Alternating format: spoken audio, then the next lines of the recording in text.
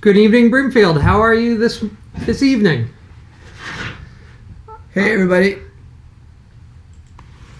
So this meeting once again is going to be. Good evening, Brimfield. How are you this evening? Hang on a minute. Jeez. Hey, everybody. Hang on a minute. Just mute. Hit the mute. All right, there you go. I feel like I'm on a Zoom call. Early COVID. Just reminiscent of early COVID. It's all good. We're all good. So yeah, welcome. This is obviously episode 10, which is kind of exciting. And we're almost to the point of knowing what we're doing. Almost. We're getting there. And so, and obviously it's October 26th. We're going to talk about quite a bit, actually, that's happened over the last week.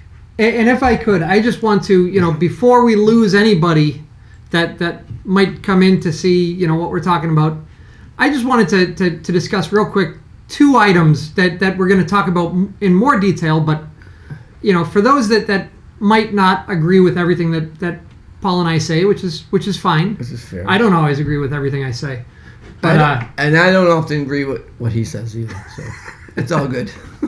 So, but there are two takeaways of this meeting or of this show that I would love, everybody to discuss.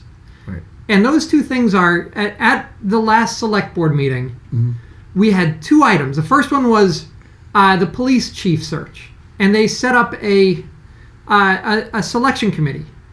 And the selection committee is made up of 5 people, one of which is a police officer who worked for the town of Brimfield for, 20 years ago.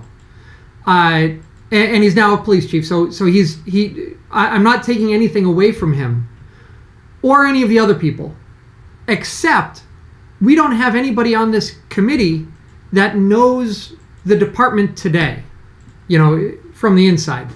We don't have any of the select board members who might know, or previous select board members, or, the outgoing chief who I'm sure would have been okay with, being on the committee, or anybody else. It's, I would love for someone to explain how the composition of this search committee is actually going to help the town out. Right. I think, and we will go in, and so these are a little bit of a kind of a tease, I guess, because we will go into this a little bit earlier, a little bit later on when we go into the items that are on the agenda, and I think that's a big one. That's a big one that we're going to make. So hopefully, anybody who's just tuning in at the beginning, it'd be nice if that's kind of one of the things that you're a little bit concerned about or you have questions about, stick around because that's going to be in the first few minutes. Yes. Absolutely.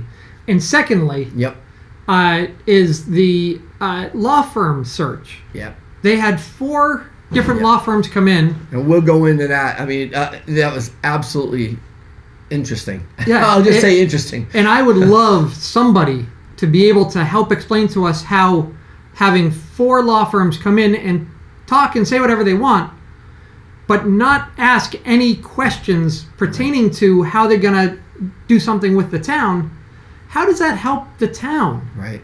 How does that help them determine who the best candidate would be? 100%. So please stick around for that, especially if you have information that could help me understand, because I just don't. And and really, we're going to have the chat open, so please feel free to just throw a chat at us, and we'll try to keep up with any questions that people may have in the audience. And we're not set up for phones yet, but we will be momentarily, hopefully within a few episodes. So, all right. So what I started out with tonight, we have at the very beginning of the last meeting, if you notice, it was the assessment. It was a kind of a co-meeting with the Board of Assessors. And so what that was basically to clarify the tax classification hearing. And this is something that happens every year, all right? It is a meeting that the assessors have with the Board of Selectmen, and what it does is it establishes the tax rates. And so that tax rate, the first thing you want to do is, do you have a commercial tax rate and do you have a residential tax rate that are different? So that's the first question. And that historically has always been no. We've always had one tax rate and that affects everybody's property the same way. And I mean, you could argue it'd be interesting to see. Really, it'd be interesting to see a good discussion on that, the pros and cons of it. But it's always been that way. We don't have a lot of 365 days a year businesses in town. I think you could arguably say that we have businesses in towns that actually have LLCs and C Corp, S Corp, and whatnot, partnerships that one could say, maybe a justification for a commercial tax classification. Right. But for the most part, and for the most towns that are very much like ours, there's usually one. And so that was the first part of it. And the second part was, what is the mill rate? So that's the basically what you're going to pay on your taxes, so per thousand. And so the mill rate went down considerably from previous years. Previous years it's been 17 plus. To this year it was 15. I can't remember, 15.61 or something like that. So it was just over 15. Well, what that means basically is that the budget kind of that we go by, that the town goes by, they figured that in order to raise the money to make that budget, we need to charge a mill rate of 15. So it's $15 per thousand of valuation. So what's interesting about that is the reason that's come down is not because of the gracious nature of the town. It's because evaluations of properties have gone up considerably. And so because they've gone up, then the mill rate to effectively make the budget that was planned for, basically based on last year, based on the FinCom and everything else, that in order to make that budget even, that mill rate could come down because the valuation per thousand has gone down because the evaluation has gone up. So I hope I didn't misclarify, make it more nebulous than it was. But that's what it's about. Property values have gone up so that the proportion of money that needs to be gotten on that thousand of value has gone down to effectively keep the same budget or the realistic budget of next year. Right. It's an interesting thing, and going into a bunch of towns like I do, I see a bunch of different formulas for it. And essentially there's the thought that, getting a low mill rate will bring people in. So to do a low mill rate, the assessor wants to value your houses at a high amount. So, every year a budget can't go up more than 2.5% over the preceding year because of Proposition 2.5, unless we have an override. Right. Which this town has, to my knowledge, I don't think ever had. No. So we're bound to the same number, for our bottom line budget. But within that, there are two variables to make that number, to total that, and that's the valuation of your house and the mill rate. Right. So for every $1,000 of value on your house, you pay $15.61. Right. If your house is valued at 100%, 100,000. So, yeah. Okay. So if you were to get your house appraised today, your house would probably appraise for about 20% more than the valuation is. Right. And that's the way that the assessor and the board of assessors likes to do it.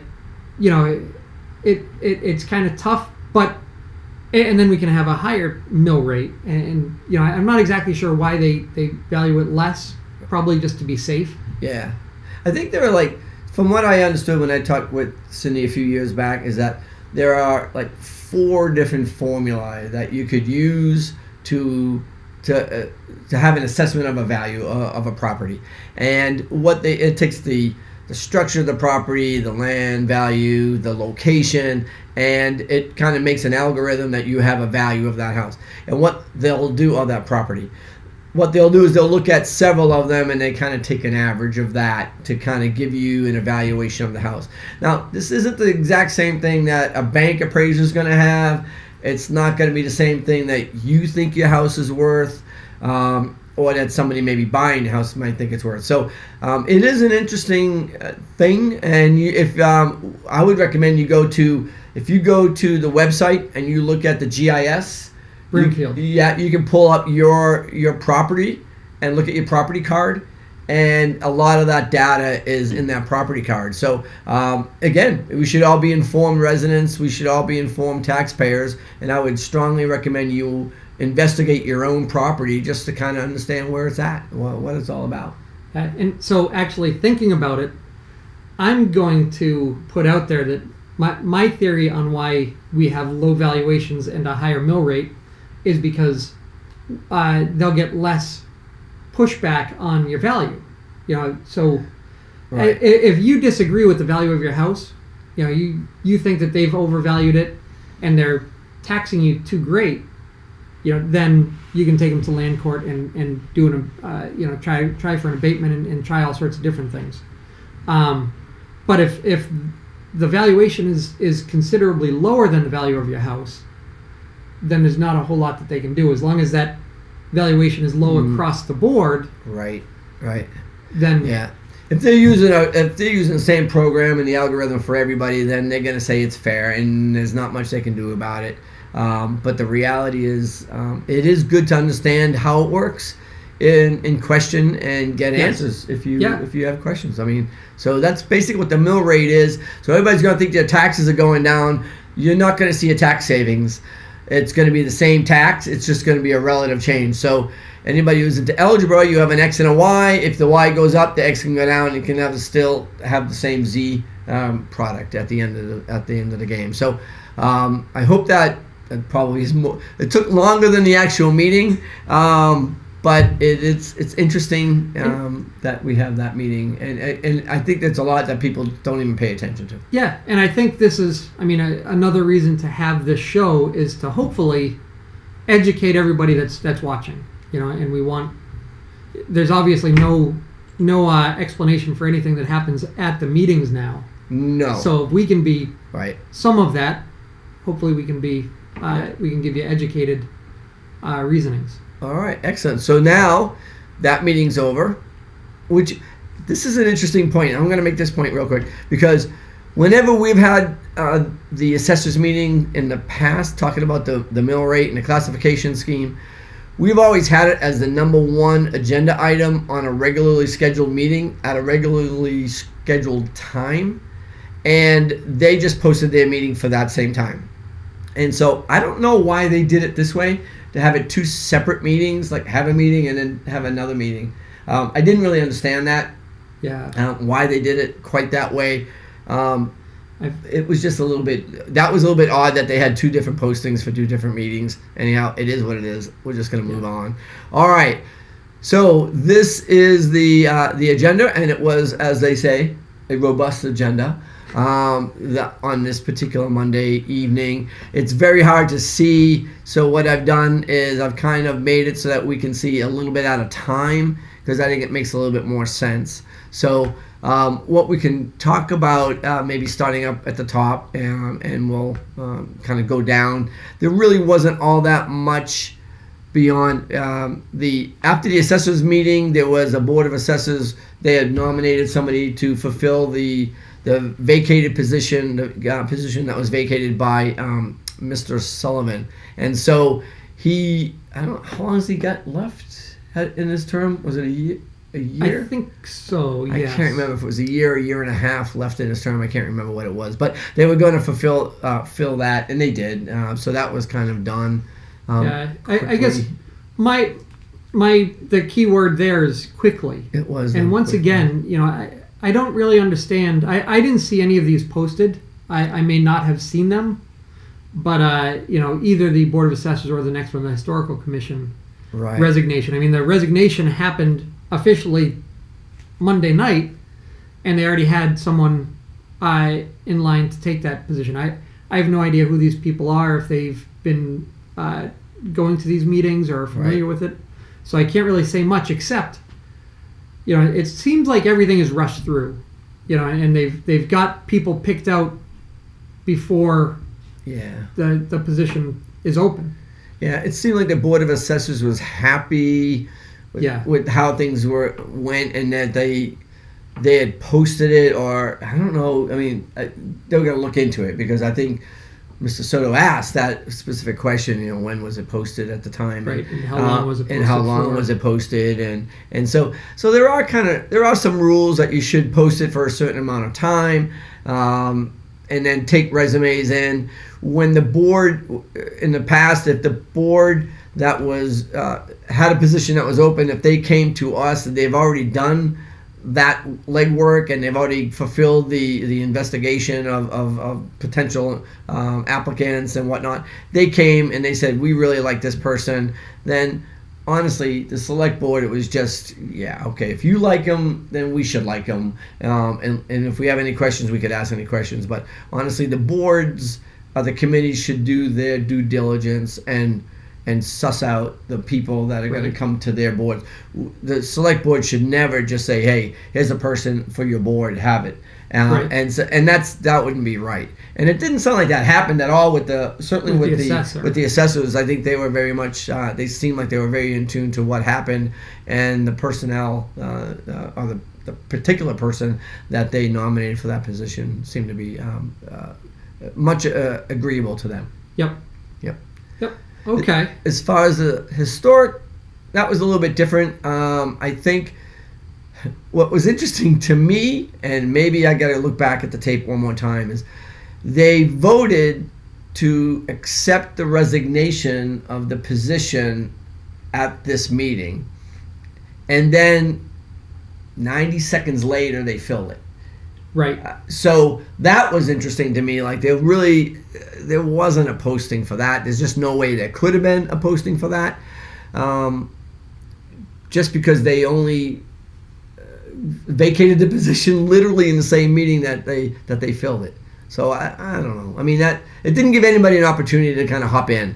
And if they did have an opportunity to hop in, how did they have that opportunity to hop in? Were they, because was there a posting? Did they find out through the website, through social media, through a phone call, whatever? But that was filled anyway. So that was the first couple. What do we got next? We got public access. That was predominantly, that was to get somebody, that was pretty straightforward, I think. I think I may have the lower portion of this here. We can get a little bit further down on that. And so now there was they bought a dump truck rather. Dump trucks are expensive. Honestly, when we used to see these kind of items on our agenda, and we had kind of talked to usually Zach about it, it was pretty straightforward. It was a necessity. It was a reasonable price. It was pretty straightforward. Right. And this was on the warrant this year because it was a capital plan investment. So the townspeople, I don't even know if they voted on it. I'm not sure they should have, because the townspeople already voted to allow the highway surveyor to expend that money, now that I think about it. And here's a part that I want to add in with this, and it's kind of a peek to a later one as well. The town has an extremely well thought out capital plan, and we have for almost 20 years. Right. I mean, it's been very good. It's a 10-year plan, and basically, I've been involved in the cap planning for a couple of years.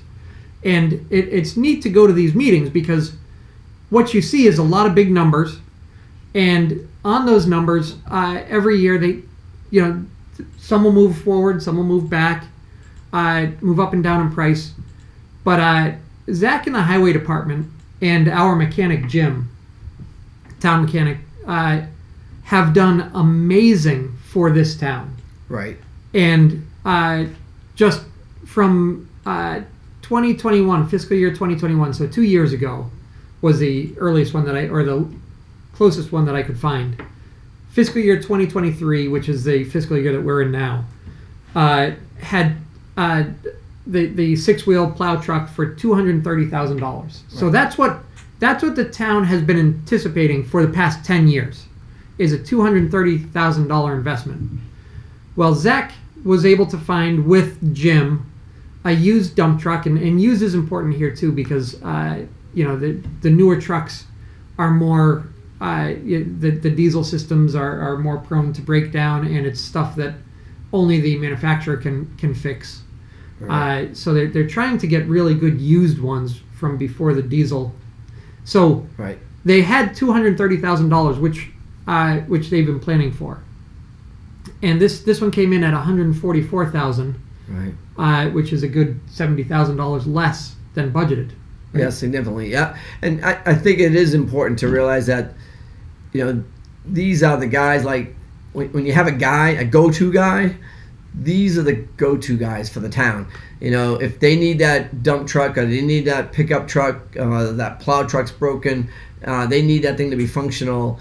They'll drop the transmission, they'll fix it. They'll drop the axle, they'll fix it.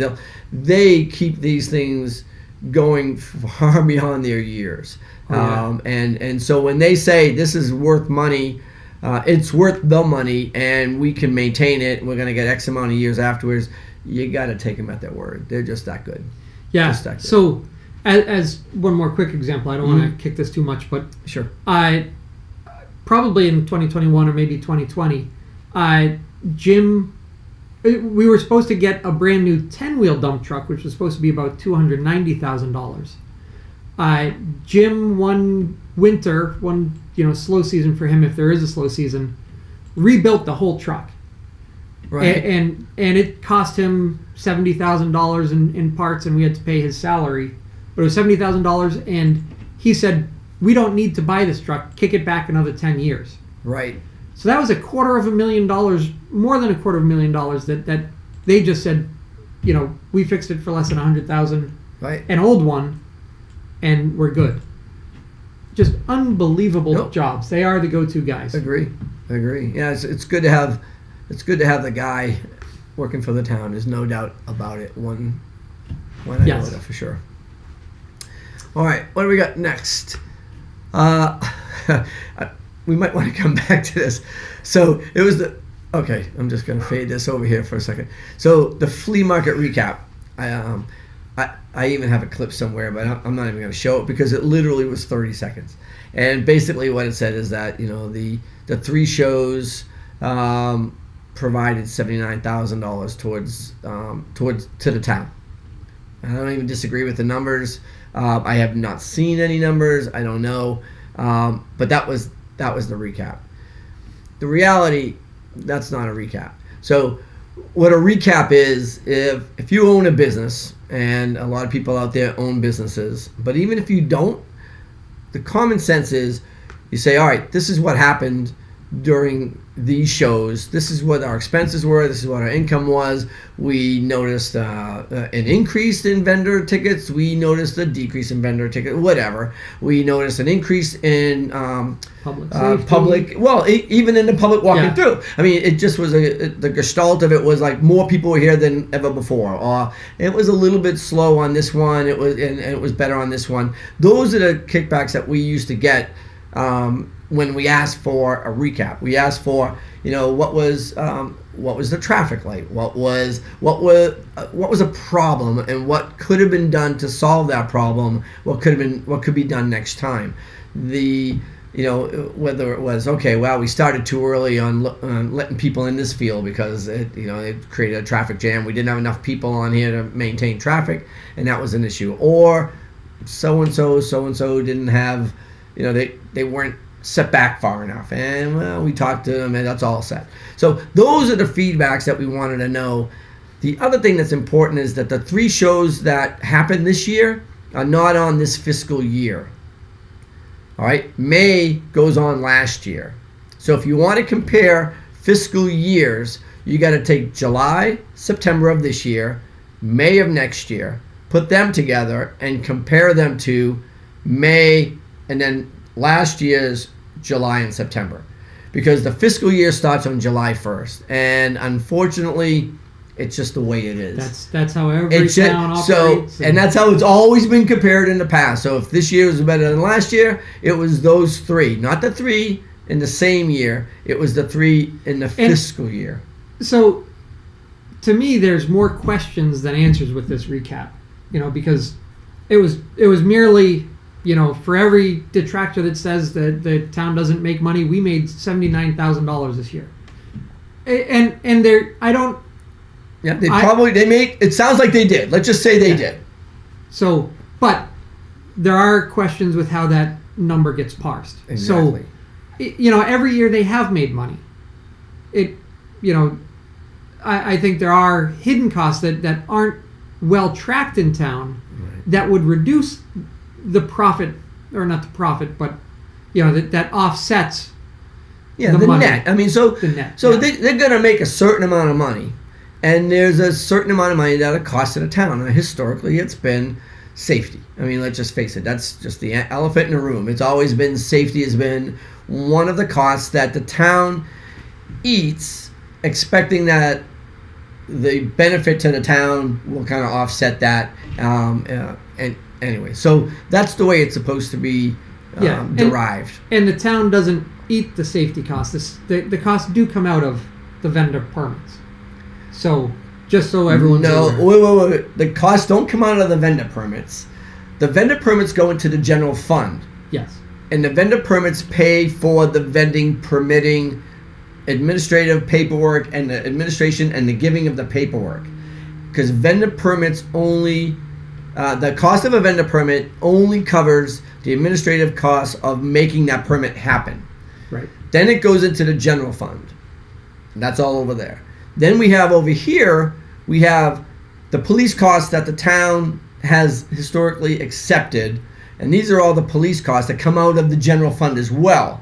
It just so happens that, you know what I mean? It's not, this doesn't pay for that, but it goes into the same common coffer this one gets paid out of. That comes out of. So it's important to say that the vending permits don't pay for the police officers, because they don't. The money that the town has in its account pays for the police permits. Yeah. And that's where the lawsuit and everything happened 10 years ago. That's what it was all about. And that's why it was separated. Because it used to be that each operator paid towards the safety based on the number of permits, and that was declared illegal. Basically, that, you know what I mean? Because permits can only be the administrative cost of making a permit happen. End of story. You can't really make too much money profit on a permit application historically. Interesting. Yeah, it is kind of a shell game a little bit, but it is a legal shell game, and it shall be that way. Yes. Because the state says it's going to be that way.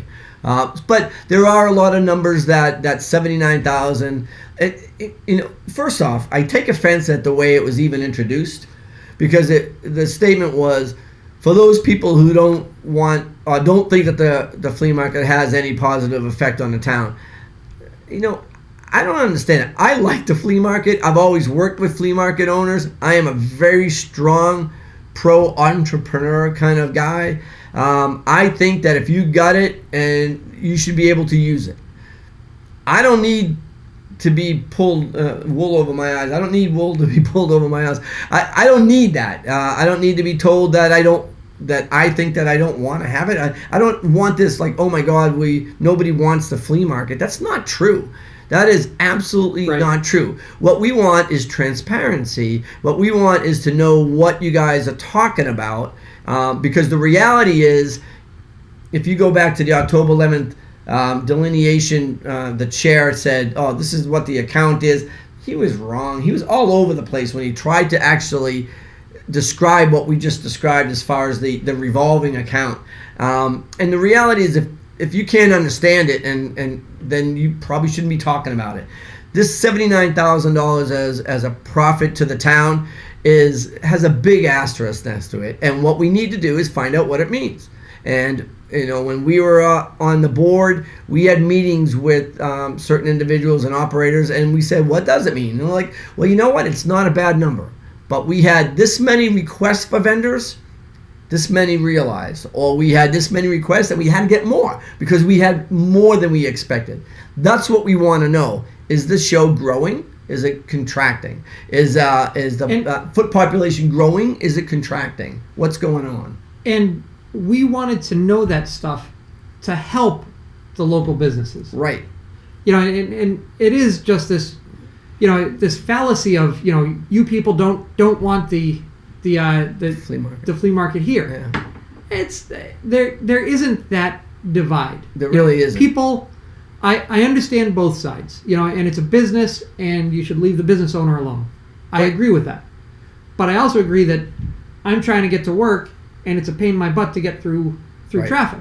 Right. You know, if we could just work together and show the transparency on both sides, Mhm. you know, and work together and try to find, you know, how can we? Is there a way to, you know, make a locals only zone that, you know, we can, you know, go faster through Route 20? Yeah. Yeah. Or even just time the filling of the fields, you know, Yeah, and not have some guy in a shirt in the middle of Route 20 trying to control traffic. Yeah. Because a guy in a shirt in the middle of Route 20 is not a guy in a blue shirt with a badge on Route 20 controlling traffic. It's different, and people are gonna react differently. So Yeah. so there's a lot to be answered, and I don't think that recap was a recap that was worth the 30 seconds it had. Yeah, And we so- gave it more time than it should have. Yeah, and I just like when I parked cars, when it started to get busy, I made sure that my people, I left one person down at the road, Right. and then moved everybody up as far as it took to get the line off the road, Right. so that Mill Lane was not impacted by, you know, my row of cars. Right. Not saying that every parking lot and field can do that, but, you know, giving those good faith efforts and, Right. and telling people about what we do. Right. You know, how can we all work together and you know, try to make it better? There are ramifications of having the show. I mean, it just is what it is. I mean, there's traffic changes. I mean, if you come down and you forget, you know, it's another 9 to 15 minutes of your travel time to work. And so I think it just needs to be talked about. I think that the advisory committee was supposed to be part of that liaison kind of thing, rather than being you only work for the flea market kind of thing. I don't think that's a good idea. It needs to be an advisory council that says, hey, you know, let's give and take here and make things better for everybody. All right, so that recap needs to be done again. I would encourage the chair to put it on a future agenda. That would be my idea. and probably minimize the chair, the vice chair, and Mr. Adams from saying too much about it. Right. Yeah, maybe not say we.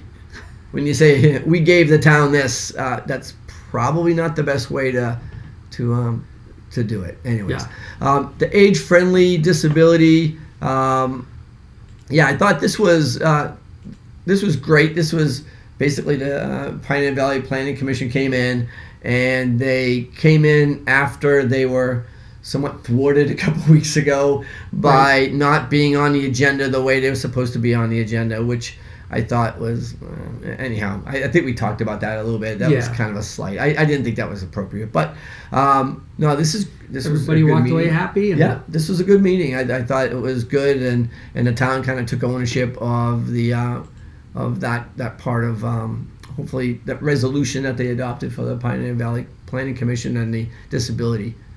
The thing that wasn't answered, which I thought was interesting, was the when they asked about where the meetings could take place, they were directed to contact Hitchcock Library, church, and school, Yeah. kind of on their Separately, own. And I yeah. thought that, you know, that I didn't like that. I really thought that they should have said, okay, you know what, well, let's work together. We'll figure out where you can have it, and then not just leave it up to them to try to figure out what the best place is. The reality is the school's probably the best place because it's probably the easiest one, most Right. ADA, I would imagine. But anyhow, I thought that, you know, it just kind of, again, it kicked the can. I thought they could have done a little bit better with that. Yep. And the fact that they thanked everybody for coming was gracious. I think they also could have apologized for kicking him out last time because it was the Right. same discussion and it didn't need to be Right. it didn't need to be kicked down anyways. But Yep. what do we got? Did I go too far? I may have gone too the far. annual liquor license renewals for Brimfield Market and Apple Barn. Oh yeah, yep. There we go. Nothing. Yeah, nothing out of the ordinary there. That's pretty straight up. Yeah. Recreation committee requesting the town. All right. Well, everybody wants the town lighting for Santa. So here's I mean, so everybody. this would be an advertisement. They did approve the use for the gazebo for the Christmas tree lighting event on Sunday, December 4th, from 3 to 8. Yep. So there you go. So there you go. Everybody. Mark that in the calendar, December 4th, which is 3 a to Sunday. 8. Yep. Excellent. Next thing on the agenda was, There well, was- yeah, the rescinding of the vote that they took last time because the grant was made a little bit bigger. That's pretty straightforward. I don't think we need to go into A little that. bit bigger. Yeah, it was considerably like $250,000 or $240,000, whatever it was. Yeah. Considerably bigger. Yeah. IT, is that the next one? Oh, yeah. IT, global administrative and global. Oh, this is an interesting one. All right. Yeah. So, I'm going to blame you on this one. so they want to do yet another audit Yeah. because they heard that there was a prior select board member that had access to everything. It's one of us. I mean, clearly it's one of us. Well, yeah, in public meetings, if you go back a year, Yeah. I was trying to get out of that. Especially, I think it started when COVID hit and people were going to remote and, they needed Yeah. It Teams probably meetings was, right. and everything else. So the town uses Microsoft 365. It's a cloud-based office software that you can download. Actually, the town's licenses back then you couldn't download. You had to use everything On the cloud. web-based. Yep. And they needed some configuration when they went home, and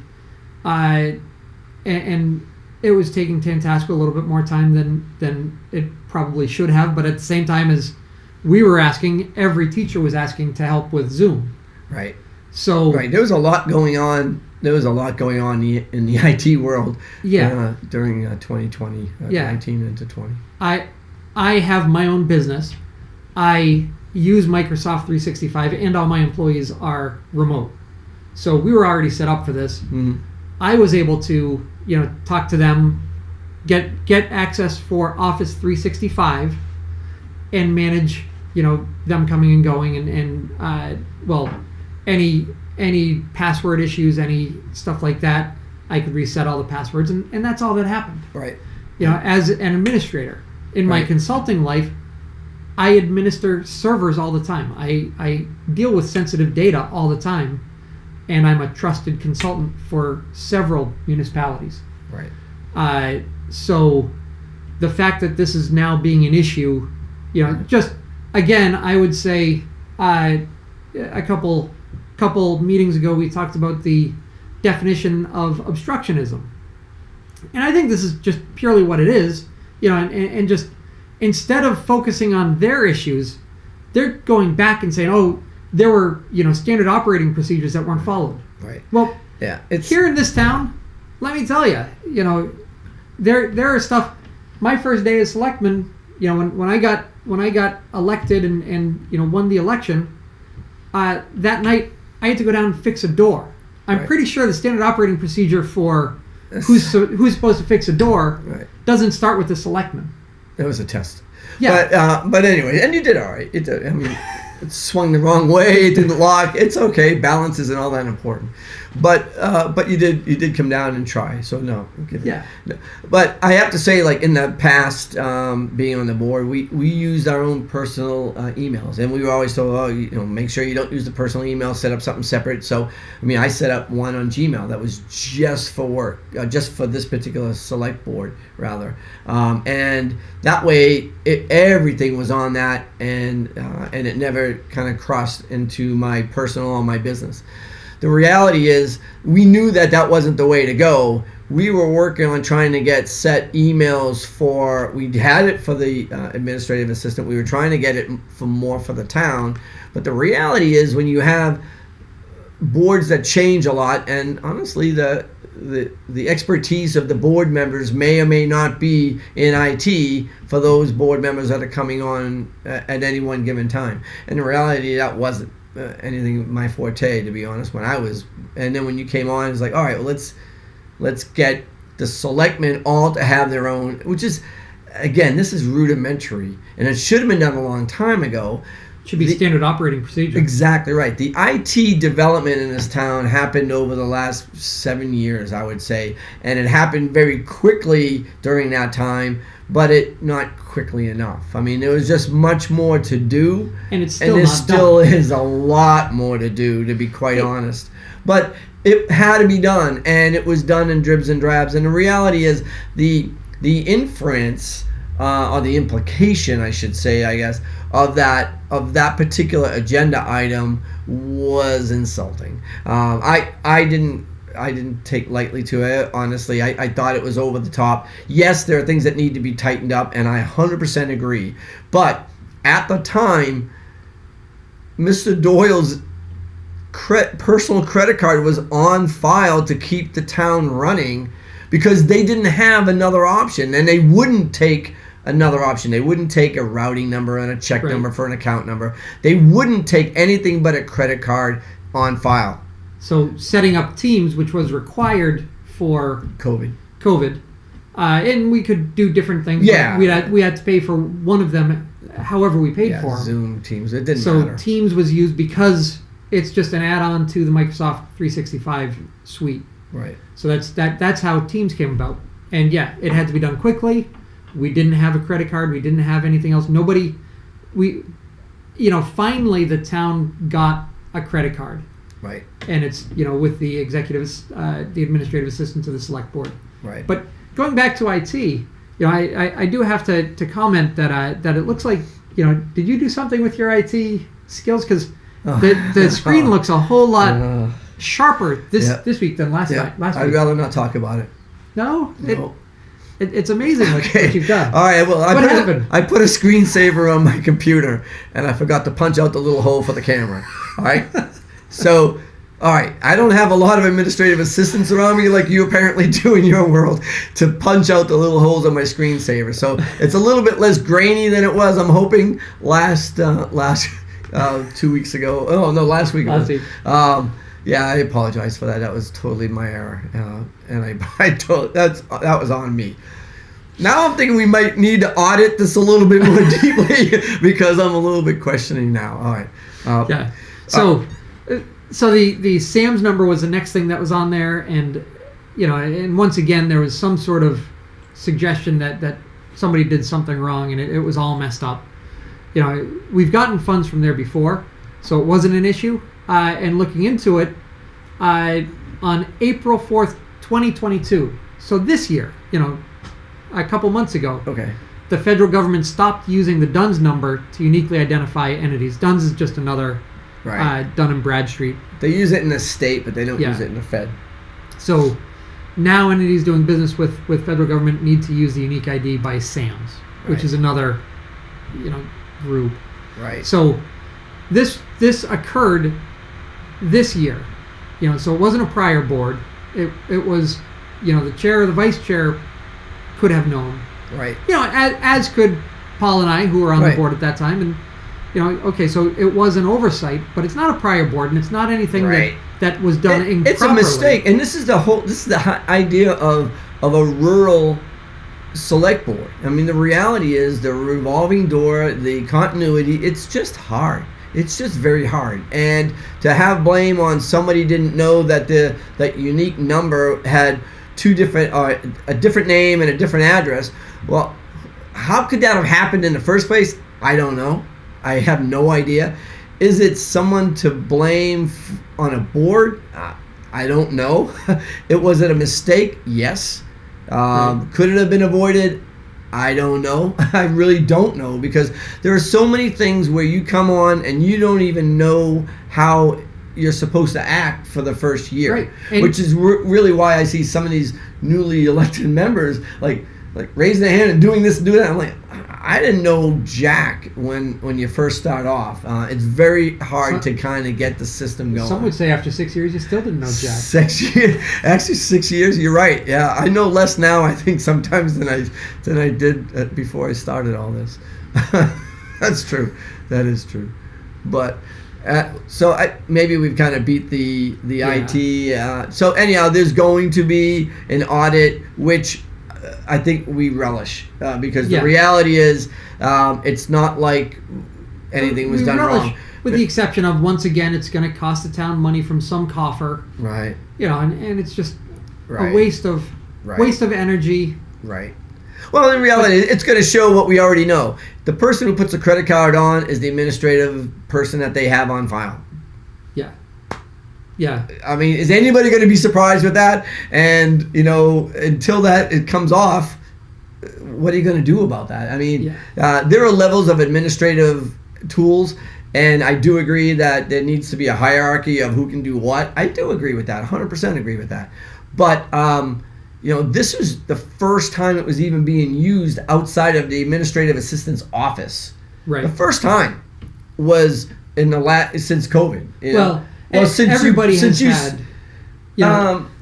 But we didn't have an employees, email. Right.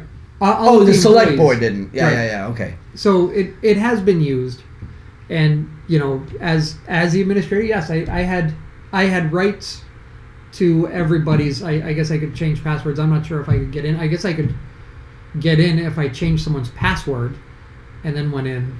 But right. But the good thing is that that's going to have a trail. That's going to have a digital trail. Oh yeah. And this is all everything you do in Microsoft 365 has a trail. Yeah. This is all for naught. So, anyways, we'll just press on to the next one. Let's do that. Okay.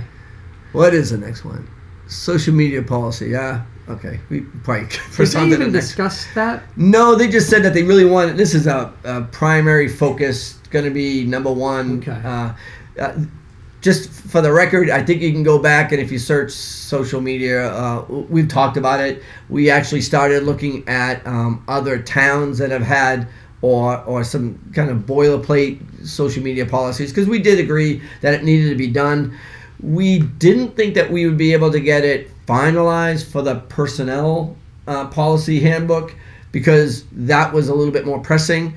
But it didn't. It wasn't like it went away. We certainly had a social media policy. The reality is, I'm not sure what their goal is on this because it can control internal employee social media, some of what you say, but the laws are really, really kind of soft on this because nobody wants to take away free speech. So what you've got to be kind of egregious in order to kind of break a social media policy. Yeah, and the policy can't be too overburdensome either. Exactly. Otherwise, it'll never hold up. Hopefully, this gets pushed through legal before it becomes a policy. So I just have to bring up the chat window. We've had some chats that I think are pertinent. Okay. One says, "Last week was rough to watch. Very grainy." Oh, who said that? Who said that? Another one said, I thought we were going with the retro TV look last week. Oh, nice. Thank you. Is that a positive one? I'll accept that. I'll accept that. I believe that would be somebody wishing that you were retro back to the days when you were young and good looking. Yeah. I'm not sure, but it's a long time ago. If that responder wants to confirm or deny that, we'll take that. All right. I'm not, for some reason, this is the chat. Okay, it is there. All right, let me go back to that. All right, what's on next on the agenda item there? So, we also got a... Oh, come on. Now, this one is more serious. This one says, aren't there a handful of laptops employees have taken home and are now using them for personal use? Will the audit find them and who has them? That would be interesting. That I'm not sure. And they also said that there were pamphlets in the annex that they needed to look at on social media. So I guess we've got some social media pamphlets. I have no idea. I have no idea if we have what we have to look at. I guess we'll have to look at what pamphlets. Yeah. What are we talking about?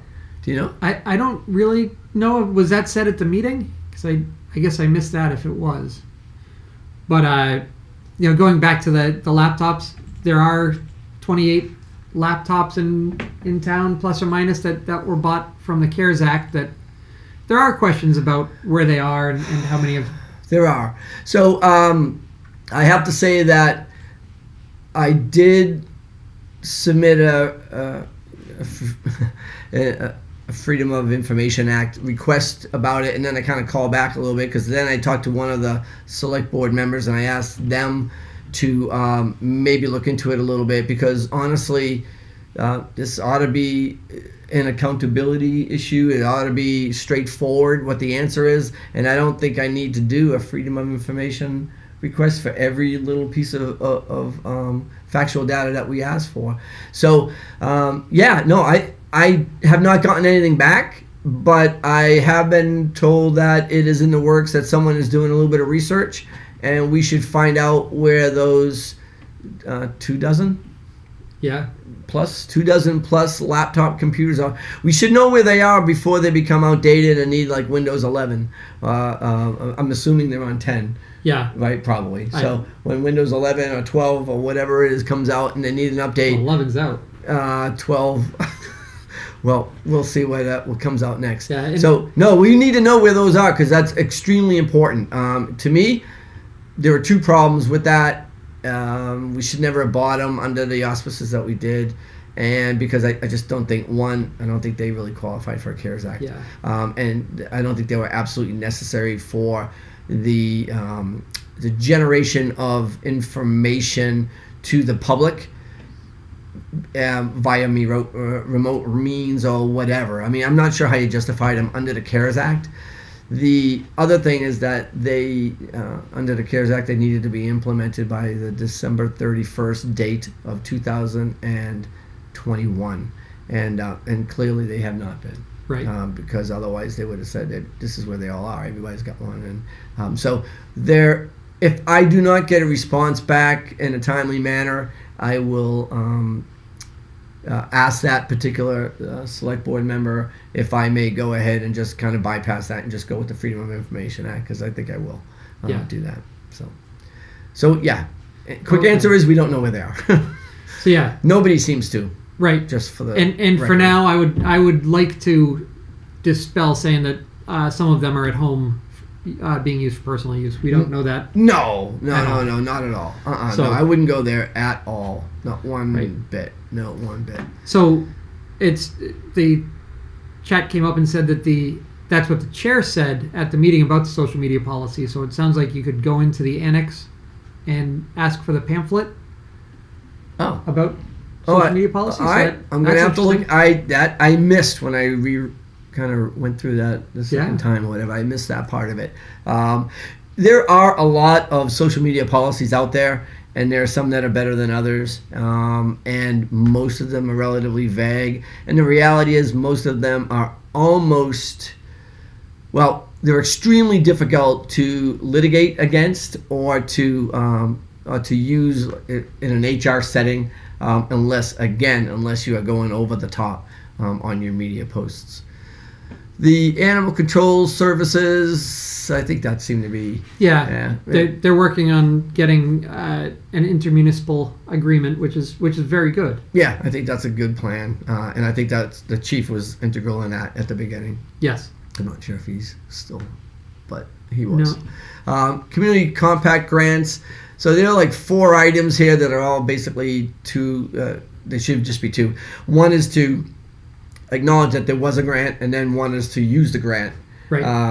And these are okay. I think these state grants, community compact grants, trying there to help individual municipalities that can't fund a few things on their own, to try to help them out to do things. And one was the classification, the wage and classification, basically a benchmarking endeavor. And the other was, what was the other one? The capital plan. Oh, yeah. So, that one I didn't understand as much as the first. So, being involved with both of these, I'm going to take a little bit of credit and say that every year I have been involved in the capital improvement plan that's already in place for town. Right. As has many members of finance committee that puts it all together, and our department heads. Right. So this use of $27,000 to put in a 5-year plan when the town already has a good 10-year plan in place. I'm not exactly sure why $27,000 was needed for that. Right. But if they're going to make it better, I Right. guess that's something. Right. Well, Um, I think I'm going to just say it. I think the particular board doesn't want to give credit for anything that was done previously, and I think these are opportunities. Yep, it's a way to get money, and it looks like you've got all these grants coming in. The reality is, if it's redundant, it's a waste of taxpayers' money.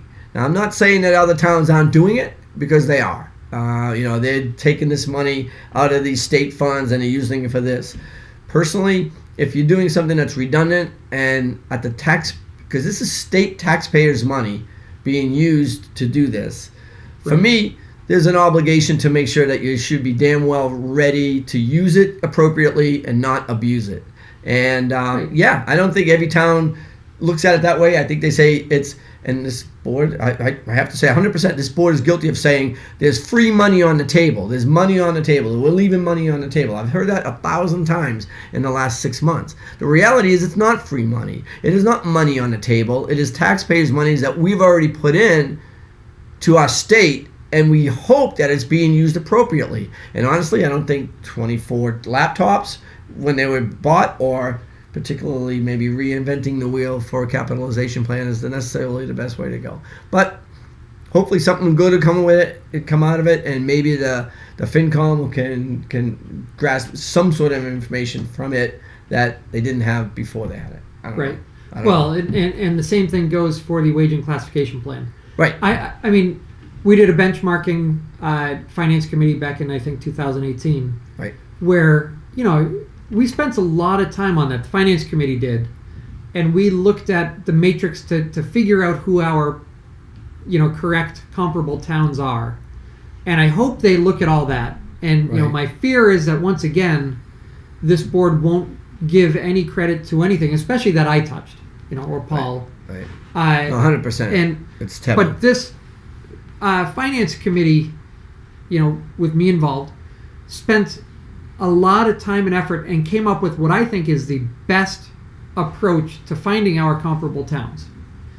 We could have had more time and personnel tasked with checking up and getting the a much better apples to apples comparison. Right. But It's hard. it is. So benchmarking in a rural community like this is very difficult. What you're trying to do is say, okay, show me another town that has X population that's comparable to X population. Show me the per capita income that's comparable to this show me the distribution of home sales or home sizes or Yeah, we used population density, road miles, road miles. median income, proximity to Brimfield, budget, Right, that's a big one. proximal to our budget, and someone was concerned with the amount of water, so we actually did which wasn't Interesting. all that logical, or it was tough to get Relevant. to get a metric on that. That would be hard to do, because most of the towns in the rural from here on out are going to be, well, if they're not in the city, they're going to be well. Well, no, this was more like They're talking about amount of wetlands. I guess it was the wetlands. Conservation So you're talking Commission about all right. So you're talking about space. yeah, So green space versus condensed and residential which and is kind of agriculture. population So density. all right. So there you Yeah. go. So there's a lot that goes into it. So try to compare apples to apples and get a number that's worthwhile is not easy. It's just not easy. So maybe something will come out of it when you've got a computer algorithm trying to put that together with all state numbers in it. Maybe it'll be helpful. I don't know, but Right. it may be a little bit helpful. What do you got? So it looks like someone else was saying that the pamphlet comment was made to Mr. Soto, not the public. But if anybody's interested, if there is a pamphlet, Yeah, then it should be public information. yeah, absolutely. I think makes sense. It makes sense. So anyway, I think the benchmarking, if they just review what finance committee did, and maybe make some tweaks, but use that use that town-based municipal, comparable list, I think that's going to be the best. And I do think that a wage or a classification plan is very much needed. Yeah. I think the benchmarking would actually be better off being done internally. I do think that having the assessor or the board of assessors reach out to all the comparable towns' board of assessors and talk with them about what kind of job functions, what's your salary, what Right. how many assistants do you have, what that would make a much better system, because again, as my father has said many times to me, I'm a consultant. He says you only hire a consultant to look at your watch and tell you what time it is. Yeah, right. Right. So tell you what you already know, only on paper, right? Officially, right? So we could cut out the consultant and just have the board of assessors who knows talk to someone else who knows, and Right. the planning board talk to, and if everybody in town took the initiative to call their peers, and of course, this is another thing that would be very difficult for this board to accept is, trusting every other board and member to be, Right. forthright. Right. You know, In what their average, expectations are from their employees and from Yeah, themselves for and their their- positions all the and comparable. department heads. Right. Because they all talk. I mean, we know that they all Yeah, talk. I mean, Chief Kuss always came in with all the comparables from all the towns, Right. what they were expecting to get, and that was much better information than you could ever glean from a consultant. Me being a consultant, There you go. I will tell you that. 100%. So, All right. So I think rather than let's go back up, because I do want to talk about the lawyer search.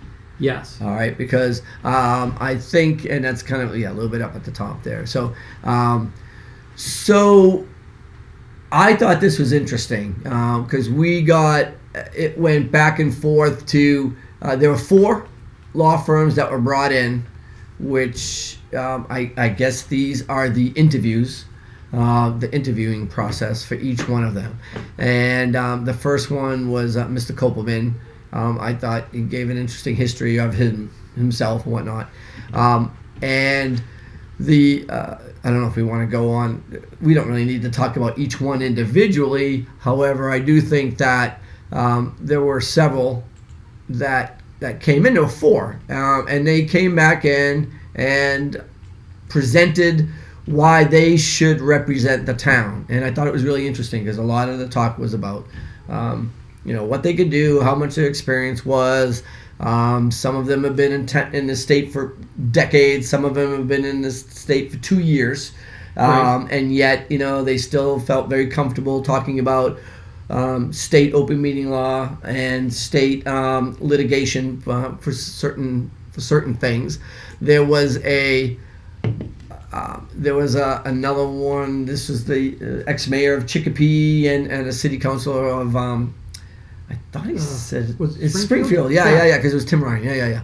And so again, talking about what they can bring to the town, and as far as municipal support in litigation and whatnot, what kind of coverage they could have. And then the last one was a solo practitioner, if you will, solo solicitor, his own company, and he too was, I think, in In Springfield. Holyoke, He was in Holyoke. That's right. He was a Holyoke city gentleman. councilor, and Yeah, and so I thought it was really interesting to see all of them up there, and they all made the trip to get to where they needed to be in right. front of the select board, who is looking to get new representation for the town, and yet I didn't hear one question from the select board.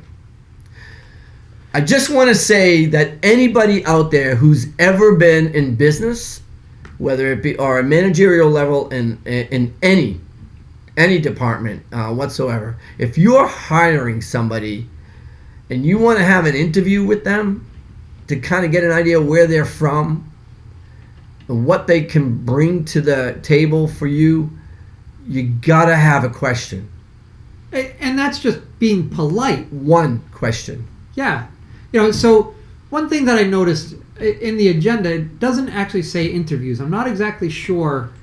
You know, again, it's not a very good agenda, or you know, they try to make it as gray as possible. Right. So one thing could be said that it wasn't supposed to be an interview. It was just supposed to be ads. Okay. But still, All right. So that may be the way out.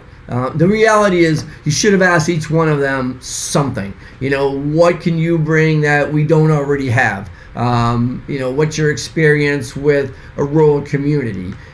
Do you cover more rural communities? And if so, could you tell us which ones? Anything. Just anything to make their trip worthwhile. Yeah. You know, so Yeah. I'm going to pause for just a second and say that there have been some good questions coming in. One was going back to the capital plan. Oh, And which I jumped. that's okay. Sorry. No. It's just saying that a 10-year plan spreads all the big ticket items out appropriately, so taxpayers understand what's going on.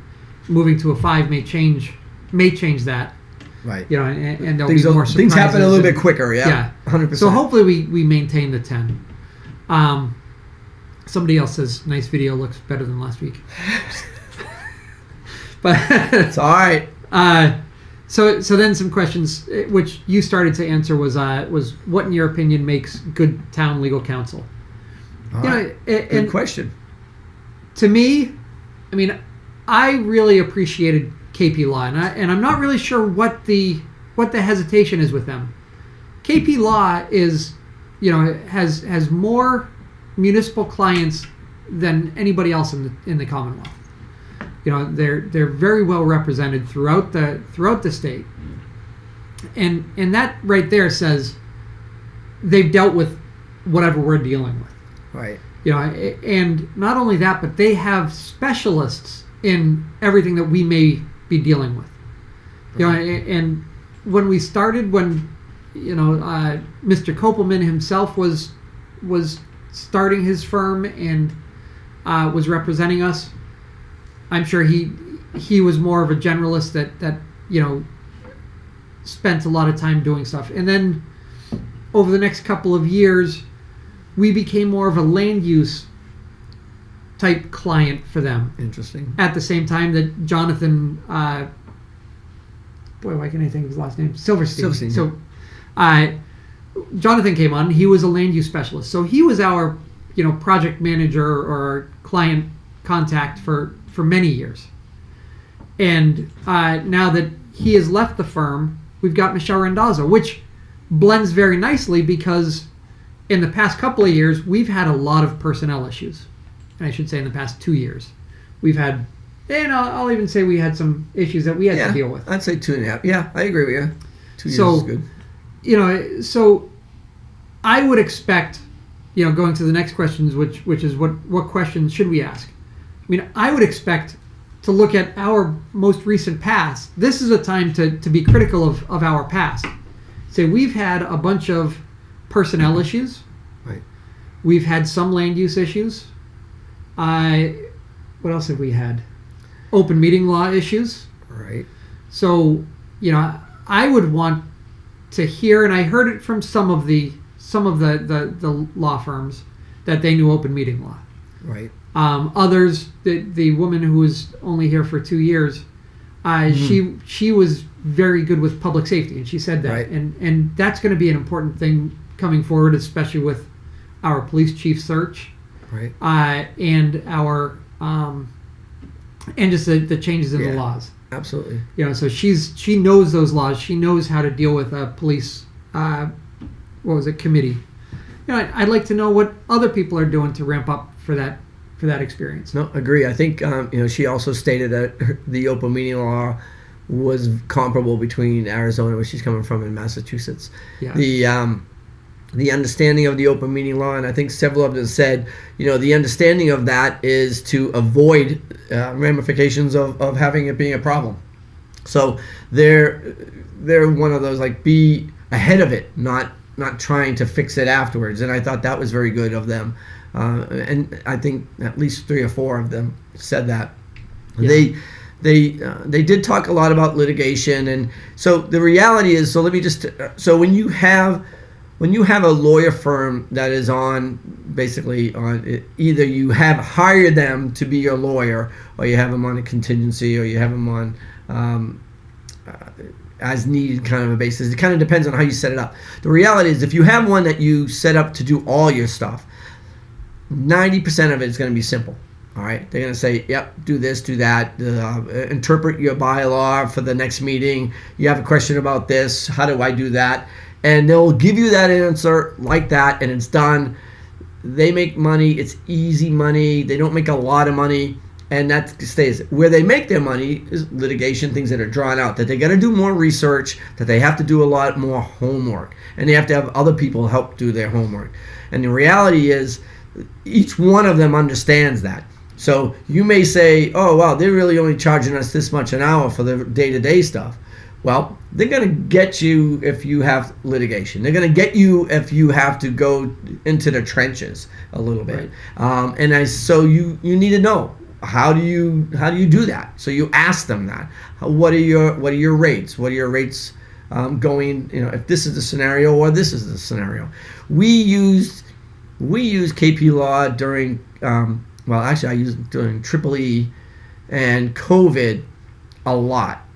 I mean, a lot. And I was either on the phone with Ms. Goldberg, right? It was Laura. Yeah. And Lauren. And Goldberg of KP Law and Representative Smola and the Secretary of State, because we had some issues with our caucus and our election, and there were legal things that we were on the phone all the time. So, do they know about that? Do they know how to react to that? You don't want some law firm that usually does ambulance kind of cases and then says, oh, I can do this, it's not that hard. And then they get, nobody knows who they are. They don't get any credibility at the state level when you need them to be able to call the Secretary of State and say, we got a problem. And they did with what happened during that particular year. They knocked on the door and they said, I'll be back. And by 2 hours later, it was like, we do have a problem. And then we started fixing it. But it took a few weeks. And there again, supposedly the communication is bad with KP. They don't get back to you or whatever. I've never experienced that. Never. That Lauren Goldberg, she is the managing partner. She's the president of the company that you did deal with on a regular basis. And Absolutely. She went and knocked on doors. She used to work for the Secretary of State or somebody, so she had those connections. Right. So she could go out to lunch with these people and say, give me the answer. Right. And she did that, for Brimfield. Right. And I'm not saying that we have to go with any one or the other, but you got to do a little bit of research. And that probably means asking a question. You need to ask them a question. When they say, do you have any questions? You don't go, does anybody have any questions? And have nothing. Nobody did any research on who they are, how many people are in their firm, where are they located. And maybe they were reading something, so I assume that they probably got pamphlets that may have said that stuff. But even, again, just, I was always taught common courtesy is if you're coming out and you're spending that time, to be there and to drive there, do something. Just ask them a softball question that, how was your drive? Exactly. No, exactly. I didn't understand that at all, and I actually felt kind of bad for those individuals because there were no questions. Even if it was just like, how was your drive? You know what I mean? Anyways, but a thank you is all they got, and I don't know. I didn't get it. I'm sure they're going to say that they're going to have separate interviews. I don't know how they're going to do that between maybe 2 individuals instead of 5 or 3 or whatever. But I thought that was I don't know. I think they kind of let us down on that one. Yeah. Oh, and that's another good comment. They also didn't ask any other boards who use a law firm what their needs might be. It certainly would have been good to have the police chief ask questions if he wanted to about the public safety stuff. Right, and the police support that at least and I can't remember all their names. To be honest. Right. She represented Doherty and she was from Arizona. I mean, she was very Right. strongly police. She has Yeah. a lot of police, Yeah. but I don't know what they could have asked. Like, what do you mean you have a lot of experience in the in the support of the police department? What do you mean by that? You know? Yeah, and but yeah, planning board uses law firms all the time. Uses KP Law. Right. Yeah, he would show up by Teams or by Zoom or whatever they use on a good number of their meetings. Right. So Yeah, it probably would be yeah. important to have one of them represented on as like maybe to ask questions like how much land use, what's your experience, what does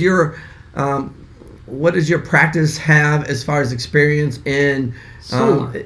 In solar, in open space, in just open space litigation, and I don't know, there was a lot that was just left on the table. I thought, anyhow. So I thought that was interesting. But there you go. You got 4 individuals that did come, 4 practices, I guess, that did come, law firms that represented, and I don't know anything more than that, I suppose. Okay, so I think the last thing we should probably touch on What's the last thing? is the police chief search. Yes. And we're heading towards the time that we should probably Yeah, we're almost done. close. Yeah, this is kind of long, I'm afraid, but Yeah. okay. Well, But so the police chief, actually the last two, because the other one's a pet project of mine. The police chief search committee and the ringing of the town hall bell were both things that I had emailed asking to be put on. I wanted to be on the search committee, and I gave them the reasons that for 4 years I've been liaison for them for the police department. I understand their budgets. I understand their people. I understand their workings.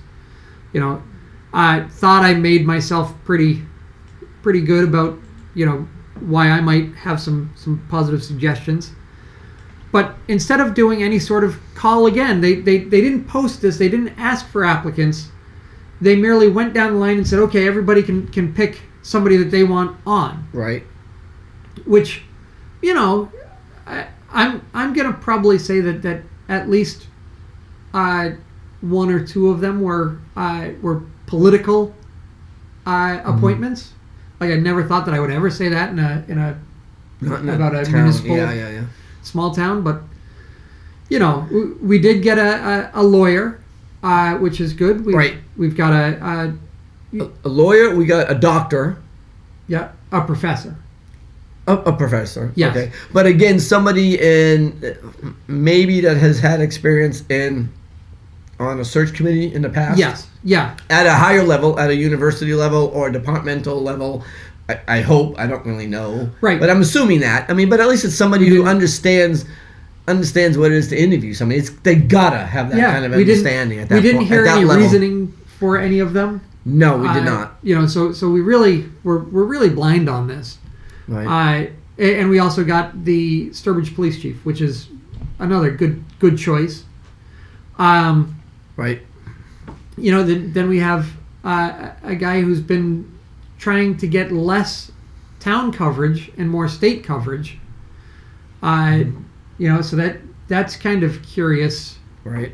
And then a guy that I'm not sure has ever, talked with a police officer in town.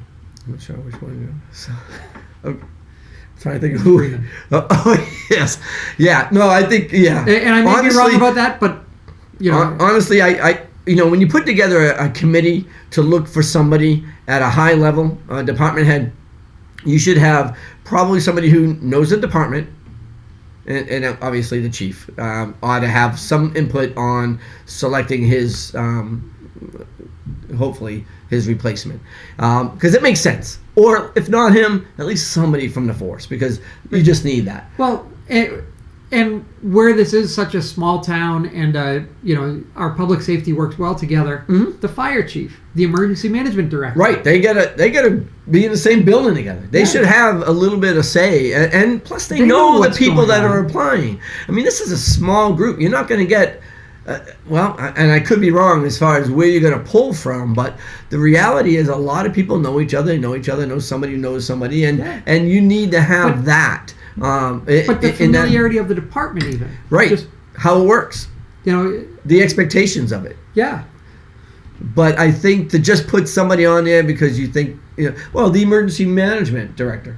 I mean, we talked about that. That would be a great person to actually have on as a member, not just. I don't mind residents being on there, but 5 residents making it up. And when I asked after the meeting, what was the size of the search committee and who was the membership and how many and what did this 5-member appointee, the 5 members that were appointed that night, what percentage do they represent as far as the search committee? Is there nobody from the select board on it? I didn't really understand that. Yeah. I mean, is this board going to be all on it? So it's 5, so you have 10 people? I got nothing. They said they wouldn't talk to me. They wouldn't even acknowledge the size of the search committee. I'm sorry, that's ridiculous. This is absolutely insane. It's childish. It makes no sense. This is for the town. It's not for anybody individual. This means a lot. It means our reputation. Whoever we get, if they stay in for 3 months and leave, we're done.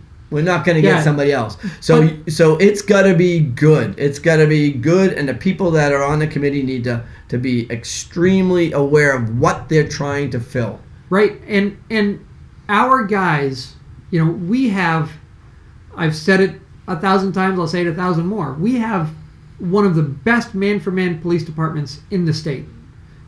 We've got SWAT team members from Connecticut Corrections, Mass Corrections, any number of things. And they're all there. None of them really need this job. They're retirees. They're, they love law enforcement and they want to be here. Right. If you get the wrong guy to lead this force, I think a good percentage of our force, may not last too long. And that would be a shame too. And I don't want to put that fear out there, but, and I haven't heard this from anybody, but, we've got a mature department that understands good management. And, if I'll put myself in their shoes. If I was, working for someone at the state that I'm in, and a complete clown came in, that wasn't qualified or didn't have the fit with the department, I'd be looking for a new job. Right.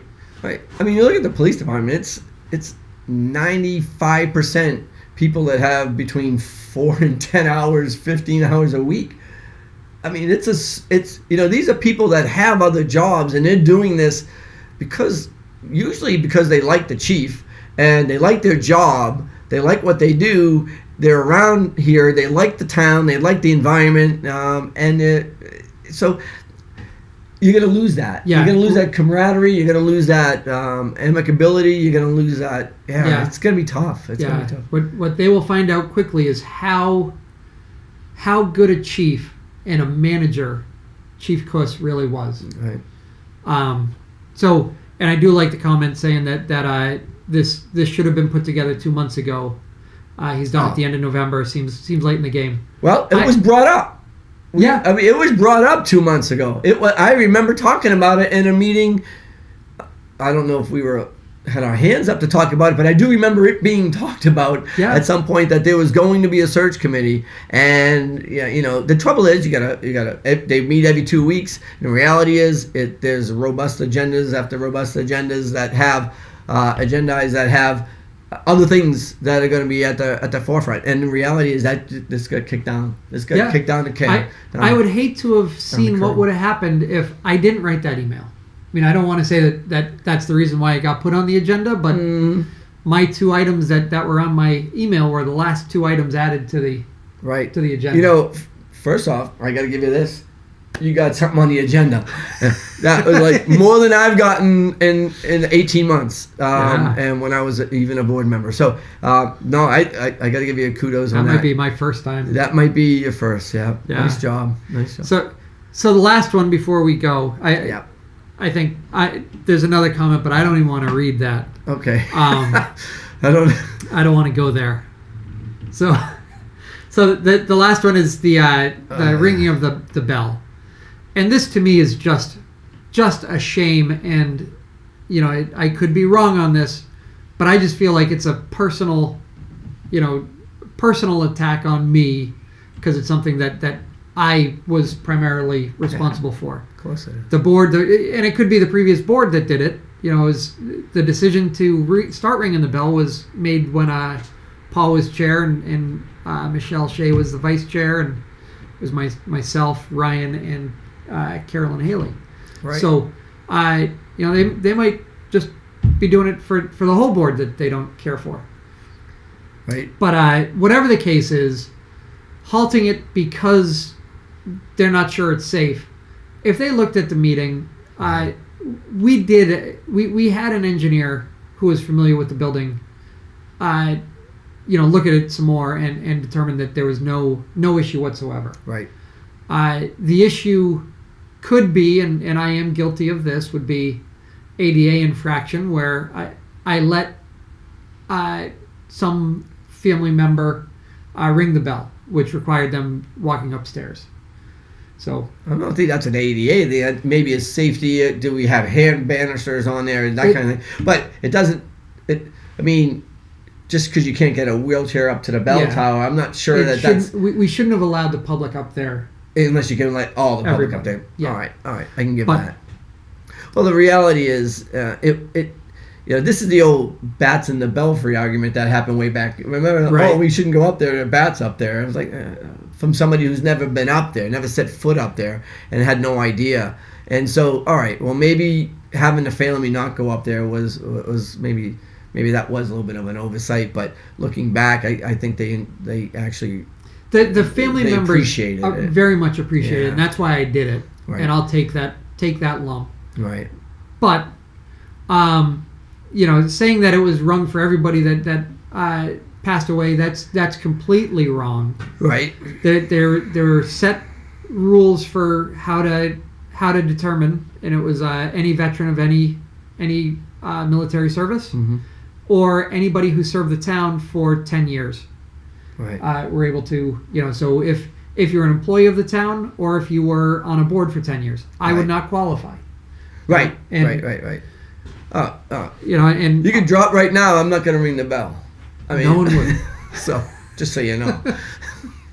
So, and then when this all started, Yep.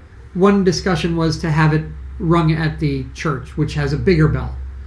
And to me, that's one of the first people who I had the honor of tolling the bell for. Mm-hmm. Was a guy who didn't like the church, and if I don't really feel comfortable in the church, and it's a personal thing. Right. They've done everything they can to open the doors, and they're very good to the town. Right. But personally, I'm not a member of the church. It's not the and, same. It doesn't.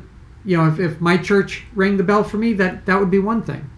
Right. But the church shouldn't be ringing a bell for a community member, that served our town. Right. If the town can ring the bell, Right.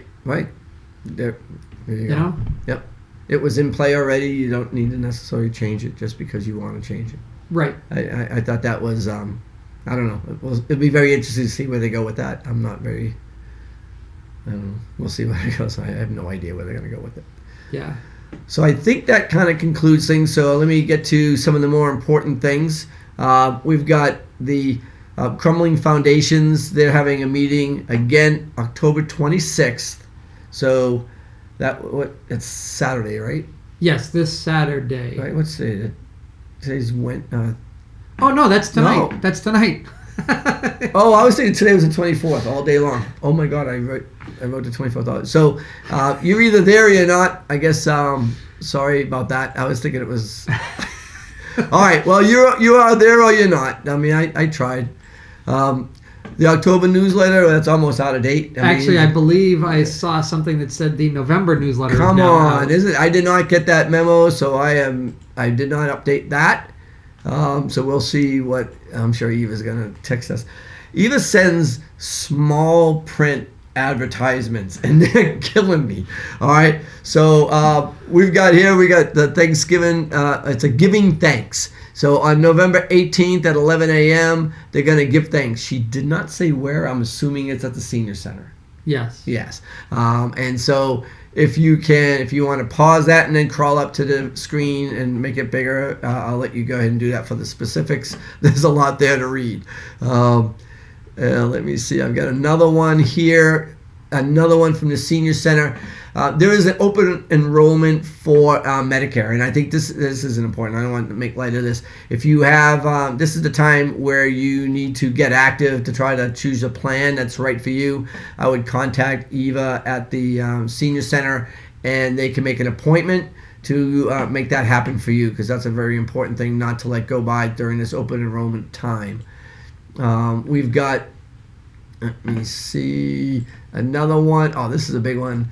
The Trunk or Treat, which is this Saturday, Yes. at the Brimfield Winery, and it starts, I think they start setting up as early as 2, right?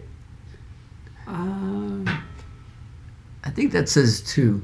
Once But it comes on, I'll see it. So anyhow, so that's Trunk or Treat Saturday. If anybody hasn't been to it, it's fun. We started doing it years ago when our kids were smaller, and when it was started over at the elementary school, and it just grew and grew every year. And for the people that put that together, it's really fun for the kids. It's fun, as much fun for the adults, quite honestly. We've got the let's see. Fall celebration, celebrating fall party.